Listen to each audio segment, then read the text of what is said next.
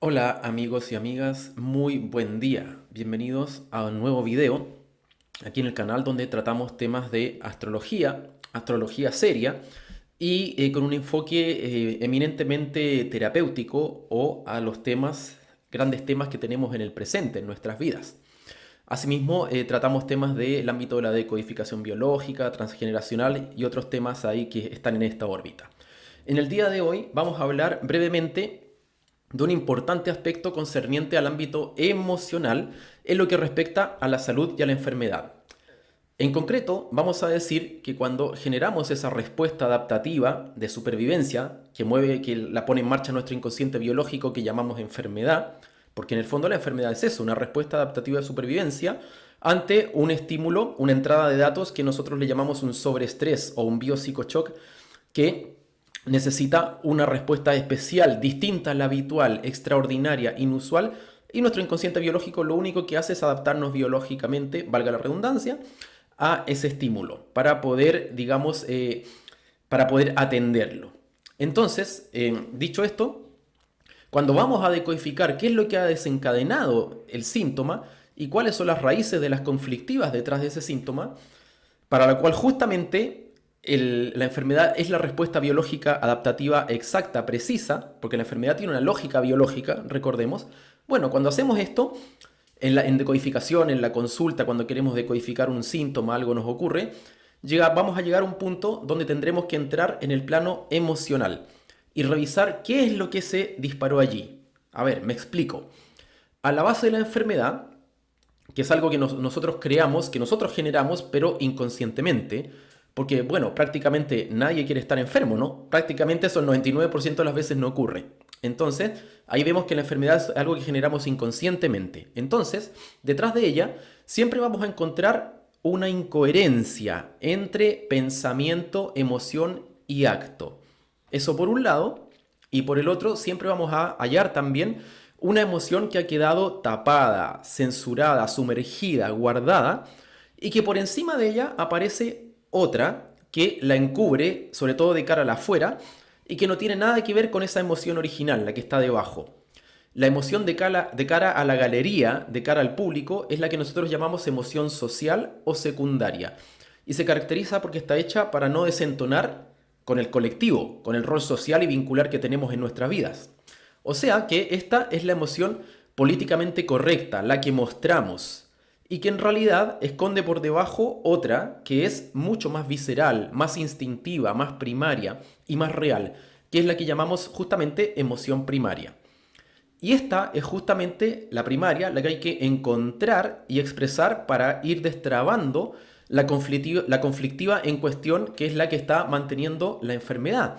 O sea que cuando tenemos una enfermedad, un síntoma, vamos a ir a buscar cuál es esa emoción primaria, que también puede ser acumulativa, o sea, se va reforzando si seguimos viviendo el conflicto y se va de alguna manera acumulando, como decía, y puede quedar retenida en ese rincón oscuro del plano emocional mucho tiempo si no nos damos el permiso de expresarla. Por eso, el trabajo psicoemocional es enormemente importante a la hora de decodificar y desarmar los programas que nosotros llamamos enfermedad.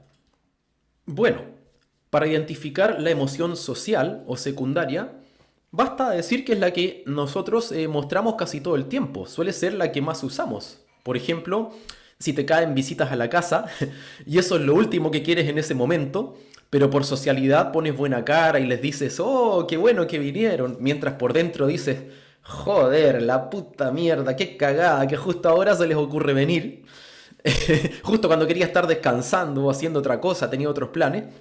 Bueno, ese diálogo políticamente incorrecto, que es el real, el sentir real, es el que nos acerca a la emoción primaria.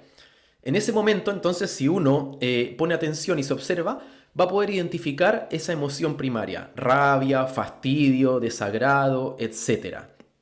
Notemos que también la mayoría del tiempo nos vamos a mover a través de la emoción secundaria o social, porque justamente nos ahorra problemas de cara a la manada, digamos, biológicamente hablando, de cara a la interacción en el territorio.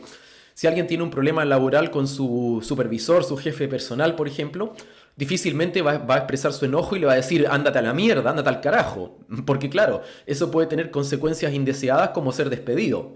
y nadie quiere eso. O si una madre siente que el hijo que va a tener producto de su embarazo se dio justo en un momento en que no quería tener hijos o que estaba enfocada en otras cosas como su carrera profesional, su economía, difícilmente le va a querer decir a su hijo que en ese momento si lo que sintió realmente es que ese embarazo, que se arruinó la vida embarazándose en ese momento porque, claro, imagínense una madre que diga esto, o le cae todo el juicio social, le cae la Inquisición encima, la Inquisición de la moral, le cae todo el juicio social o su propio juicio introyectado. O sea, la persona puede sentir mucha culpa y pensar cómo una madre, como yo, va a sentir una cosa así. Además que en la figura de la madre hay mucho mito social en torno a este arquetipo, que en la clínica nosotros tenemos que trascender. La madre, sobre todo, más que el padre todavía, que también el padre, como en todos los arquetipos, hay mucha mitología. La madre es un arquetipo que está como sacralizado y en realidad lo que uno encuentra en la práctica clínica, por eso estos ejemplos que yo doy se encuentran en la clínica y lo último que nos sirve es afrontarlo desde una parte, desde un ángulo moral, desde un ángulo de juicio, sino que hay que afrontarlos como son lo que son, desde ahí se trabaja. Entonces, en la clínica tenemos que trascender toda esta cosa de la moral porque es totalmente innecesaria a la hora de decodificar la enfermedad, porque justamente lo que queremos es buscar la emoción real, la primaria, lo que realmente sucede.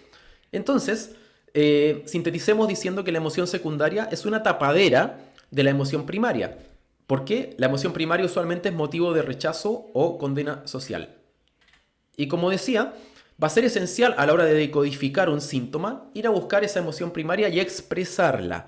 Ojo que a veces puede estar tan oculta que la misma persona no es consciente de tenerla o no se da el permiso de expresarla, o sea, tiene tanta censura por algún motivo u otro en su psique que cree que no la tiene y se autoconvence de ello, pero no es así. Entonces, por este miedo al juicio, al verse al espejo y encontrarse que no es uno quien creía ser, o a la culpa que puede darle reconocerla, todos estos son temas que hay que trabajar también en la consulta, son bloqueos que hay que trabajar hasta romperlos. Insisto en este punto porque es muy importante y es tremendamente también necesario dejar de lado todo lo que son la moral y los juicios sociales a la hora de decodificar una enfermedad, porque justamente la enfermedad, digamos, es una adaptación ante un conflicto que no hemos podido ver como es, no hemos podido ver lo que es. Por eso estamos en una visión que nosotros inconscientemente nos tapamos lo que realmente es, lo que realmente sentimos, esa incoherencia de la que mencioné. Entonces, por eso aparece esa respuesta adaptativa que nosotros llamamos síntoma enfermedad. Por eso es de vital importancia ver lo que es, no lo que yo creo, no lo que yo quiero o quisiera que hubiera, sino lo que hay.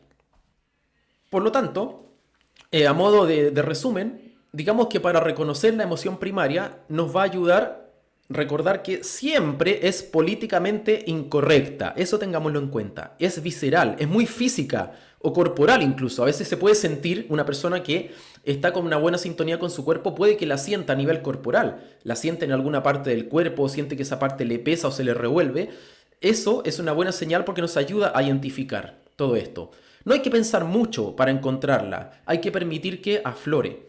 Entonces, para ir a las raíces de la conflictiva que ha generado la enfermedad, no nos interesan las emociones sociales, no vamos a perder tiempo demasiado hablando de ellas, sino que vamos derechamente a esa emoción primaria porque es la emoción que va a estar más cerca de lo que realmente ocurre en el inconsciente de la persona, que ahí es donde se genera la enfermedad. En general, la enfermedad se genera en el plano inconsciente, con ese plano hay que ir a buscar. Y nos va a ayudar a captar la incoherencia que hay siempre detrás de la enfermedad al haber quedado esta emoción tapada, sepultada en la psique. Por lo tanto, esto nos permite ahorrar mucho tiempo en las consultas, ya que no le damos tanta vuelta con la mente más social, la parte más social de la mente, sino que vamos al grano a buscar esa emoción de raíz, o sea, de donde la mente nos vaya abriendo las puertas de la emoción más visceral, más corporal, para ir entrando a lo que es el plano más inconsciente. Notemos además que yo cuando hablo de incoherencia me estoy refiriendo a un desalineamiento entre pensar, sentir y actuar, en donde estas tres cosas no se ponen de acuerdo. En vez de apuntar en la misma dirección, apunta cada una para un lado distinto o una para un lado, otra para el otro, o sea, se arma un desajuste ahí. O sea, por ejemplo, típicamente sentimos una cosa y actuamos y pensamos otra. Y esta disonancia es la que tapamos con esa emoción secundaria o social, porque es la que nos resulta más aceptable. Entonces, fijémonos cómo se va armando este mecanismo. Por eso les decía que la parte social no nos va a interesar, porque lo que nos va a hablar a las claras es la emoción primaria, que es mucho más visceral. Esa es otra característica para identificarla. Es más visceral, no hay que darle, como decía, mucha manija, mucha vuelta. Entonces esta emoción va a ser la clave para ir entrando al inconsciente. Se entra mucho a la parte inconsciente a través de lo visceral, de las sensaciones físicas, del cuerpo físico también, del mismo cuerpo. En cosas como los gestos, por ejemplo, los gestos, las posturas, la comunicación no verbal. A veces en la consulta la persona sin darse cuenta hace gestos y ese es el inconsciente biológico hablando. Se rasca algo, se pasa la mano por algún lado, qué sé yo, su postura corporal, tal postura, tal otra. Todo esto nosotros lo observamos y hay veces incluso en que los gestos son clave para decodificar el síntoma. Por eso, además, en el curso de astrología, en la formación, en que también vemos las bases de la decodificación biológica aplicadas al manejo astrológico, nos damos un tiempo para estudiar la decodificación gestual, porque nos da muchas pistas. Y bueno, ¿cuál es la importancia entonces de la emoción en general a la hora de decodificar la enfermedad? ¿Cuál es la importancia del plano emocional? Pues nada más y nada menos que darnos dos claves importantísimas a la hora de buscar generar ese reencuadre, ese cambio que nos sirve para generar la cura. Porque si nosotros generamos inconscientemente la enfermedad, nunca hemos de olvidar que conscientemente podemos generar la cura. Si yo genero una, entonces puedo generar la otra. No nos olvidemos de eso. Entonces, la primera clave es que detectando esa emoción primaria ya podemos poner sobre la mesa qué exactamente es lo que necesitamos mover para destrabar el conflicto psicobiológico que está a la base de la enfermedad. Porque esta emoción nos va a dar la clave de qué es lo que no estamos haciendo, de qué es lo que no estamos viviendo, no estamos expresando y necesitamos hacerlo de una forma u otra, o tal vez al revés, qué es lo que estamos viviendo, haciendo, expresando y no queremos hacerlo más. También puede ser así. Fíjense que en la raíz de la enfermedad siempre vamos a hallar una autoprohibición de algún tipo, de hacer algo, de dejar de hacer algo, de ser algo, de dejar de ser algo. Y esta emoción entonces la primaria nos va a hacer sincerarnos con nosotros mismos. Este paso es vital a la hora de decodificar, ser capaz de sincerarse con uno mismo de lo que está viviendo, porque es el primer paso necesario para reencuadrar el conflicto que estoy teniendo detrás de la enfermedad. En breve lo vamos a ver con un ejemplo para que se entienda, se aterrice todo esto, pero primero veamos la segunda clave. Y esta segunda clave va muy de la mano con la primera y consiste en que al identificar y reconocer esa emoción primaria, podemos por un lado captar cuál es el riel que la activa y así estar atentos cuando volvemos a vivir un registro parecido. Cuando yo tengo una enfermedad, un síntoma y no me curo, generalmente es que estoy entrando y saliendo del conflicto o lo tengo de manera permanente. Entonces a veces se me repiten situaciones parecidas, similares, en donde tengo el mismo registro, la misma vivencia. Entonces si yo detecto cuál es esa emoción primaria que yo siento cuando estoy justo frente al conflicto, cuando lo tengo en mi cara, ya puedo detectar todas las situaciones, por distintas que parezcan, que tienen el mismo patrón. Y eso me va a hacer estar alerta para comprender por dónde viene y cómo estoy generando ese conflicto. Que esto es muy importante en el proceso de reprogramación de comportamientos que hacemos cuando trabajamos para reorientar un síntoma para que deje de tener sentido lógica biológica. Bueno, y por otro lado, y fundamental en esta clave, es que esta emoción necesitamos tomarla en cuenta a la hora de diseñar ¿qué? Una respuesta coherente a la conflictiva que estamos viviendo. Por eso hablo de diseñar, porque hay que hacer un cambio, hay que hacer un reencuadre. No es automático muchas veces. La gran mayoría de las veces no va a ser automático. ¿Se acuerdan que mencioné lo de la coherencia? Lo que ocurre es que esta emoción no la tenemos considerada en esa coherencia. Es como la pieza que nos va faltando, ¿se fijan? Entonces el sentir va para otro lado con respecto al pensar o al actuar, o van cada uno para su lado, pero falta esta pieza. Entonces en la consulta algo que hacemos es diseñar una respuesta nueva ante la conflictiva, que puede ser repetitiva, incluso una nueva respuesta, algo diferente, pero que sí incluya esta emoción. Por eso es clave. Ahora sí, veamos esto con un ejemplo para aterrizarlo puntualmente. Pensemos en una persona con cistitis, por ejemplo, infección urinaria. Suelo poner este caso porque es fácilmente comprensible. Cuando este síntoma se repite, lo que vamos a ir a buscar es un conflicto de marcaje u organización territorial que tenga la persona. Es decir, que esa persona no está pudiendo marcar u organizar su territorio. Cabe destacar que el territorio puede ser algo real, virtual, simbólico o imaginario. Por ejemplo, el territorio puede ser su casa, puede ser su espacio, puede ser su tiempo, puede ser su área de trabajo. no necesariamente solo el área física, sino que su disciplina, a lo que se dedica, etcétera, etcétera. Algo puede ser algo en lo que siente que es suyo también, de cualquier tipo de cosa. Entonces, ¿cuál es la lógica biológica del síntoma, la cistitis, la infección urinaria? Bueno, justamente esa. Observemos, sin ir más lejos, a los perros. Miremos la biología. Si vamos a pensar con lógica biológica, miremos qué hace la biología. Para los perros, orinar en cierto lugar es su forma de ¿qué? De marcaje territorial, de dar el mensaje a otros que vayan pasando por ahí que esto es mío, es mi espacio, estás entrando en mi espacio, así que te enojo. Por lo tanto, si tenemos inflamación en vejiga o vías urinarias, es que nuestro inconsciente biológico nos está dando el mensaje de que es necesario ampliar las capacidades de esa vejiga. La inflamación, simbólicamente, podemos ver como algo que pretende agrandar. ¿Para qué? Para marcar mejor el territorio, digámoslo así. Solo que este mensaje está escrito en clave biológica, que es lo que el inconsciente biológico justamente sabe hacer. Y por eso nosotros tenemos que decodificar esa clave apelando ¿a qué? A la lógica biológica. Porque la biología, amigos, no hace nada al pedo. La biología no hace nada por azar, sino que tiene un propósito y un sentido específico. No derrocha energía al cohete, como se dice. Entonces, pensemos en el caso de una persona que detona una cistitis o una infección urinaria que se repite y que en consulta encontramos que vive experiencias en que tras indagar a fondo, esta persona va descubriendo que lo que pasaba era que al organizar actividades con otras personas, al juntarse para algo, quedar de hacer alguna cosa en común, no quería ir realmente a esas actividades cuando otros se la proponían o cuando alguien lo decía, o sucedía que las otras personas acordaban el día y la hora de la actividad sin preguntarle o sin tomarla en cuenta y esta persona se limitaba a decir que sí, que le parecía bien y que iba sin más. Bueno, al buscar la emoción primaria que se esconde detrás entonces de esa emoción social, la emoción social es la que le lleva a la persona en este caso a decir, sí, sí, me parece bien ese horario, ese día, sí, ahí voy a estar. Esa es la emoción social, como querer quedar bien, no querer, digamos, armar mucho conflicto, cuando en realidad lo que está ocurriendo por debajo es que no quiere ir o no le parece bien ese día, esa hora, porque tenía otra cosa que hacer, porque tenía otro plan. Entonces cuando vamos ahí y encontramos que esta emoción en realidad era de contrariedad, de molestia por haberse sentido invadido o invadida, lo que en el fondo es un enojo ante sí mismo por no haber podido decir que no. Esa es la emoción primaria, es una emoción de enojo, de contrariedad, de molestia, que en el fondo es la propia rabia por no haber sido capaz de decir no cuando quería decir no. Y en lugar de eso dije sí. Por eso, a menudo encontramos que el conflicto detrás de este síntoma, la infección urinaria o la cistitis, es una dificultad para decir no. O sea, a la persona le cuesta poner límites, le cuesta decir no. Entonces, acá fíjense que la emoción social o secundaria enmascara la censura, la prohibición que siente la persona justamente de decir no. Ya sea por qué, por miedo a quedar mal ante el otro, a que la califiquen de poco empática, de conflictiva, o puede ser incluso algo mucho más sutil como un temor de defraudar al otro, como decir una creencia implantada de si digo no, defraudo al otro, tengo que hacer más o menos lo que el otro quiere. Todas estas cosas pueden ocurrir en la terapéutica, las tenemos que buscar porque son únicas dentro de cada caso.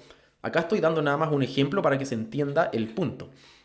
Entonces, aquí vemos claramente cuál es la prohibición detrás del síntoma de la infección urinaria y la cistitis. Decir que no. Y notamos, por lo tanto, la incoherencia que escondía justamente ese síntoma. Que por un lado, siento que no me parece bien algo, puede que incluso lo piense, pero en los actos termino aceptando igual. Ahí está la incoherencia. Pienso una cosa, siento algo ahí que no quiere, pero en los hechos, a la hora del hacer, hago otra cosa igual. Hago algo que, digamos, no va en la misma línea. Lo hago igual.